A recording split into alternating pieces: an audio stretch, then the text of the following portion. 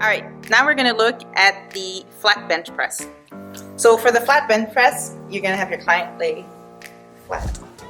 All right, so the grip width is gonna be the grip that allows the elbows to be directly underneath the wrist in the bottom position. So it's gonna vary depending on the girth of your client. You also want the knees to be bent 90 degrees so that the feet are directly underneath the knees for a firm support, and the legs are about 90 degrees apart, so a little wider than the hips. All right, go ahead.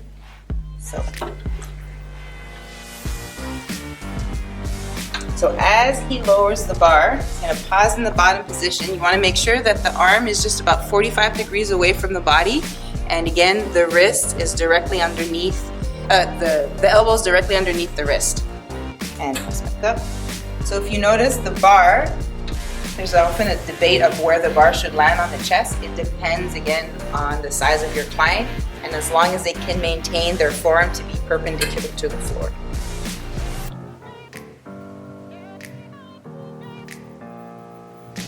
Okay, so with bench press, now if you press up, see right now he's right in front of his nipple. That is a little too much tension on the delt. So what you want is at the end of your press, you want to be right above your shoulders. And when you go down, you get back to that proper right below nipple position so that the elbows are right under the wrists. Come back up. There we go. So the ribs here are kept down to have like a firm, tight abdominal wall. The lats are tight and activated. You don't need to over retract the shoulder blade like a powerlifting bench press.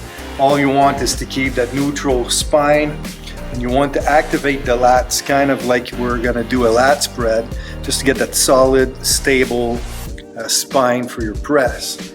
Now, a big thing too, like with pressing, if you really want to have as much power production as possible, when you're grabbing the barbell, make sure you grab really tight, really grab hard. And as you're pressing, okay, what you want to do is midway through that transition part, you want to push the elbows out, almost as if you're internally rotating your hands. It won't really happen because you're grabbing onto the barbell, but as you're squeezing the barbell really tight, you're in that bottom position. Now as you're going through that transition point, if you force that pronation, okay, you get more tricep kicking in. You'll just get more muscle mass involved to finish off your exercise. So that's a good tip, especially if you're trying to peak your predicted 1RMs.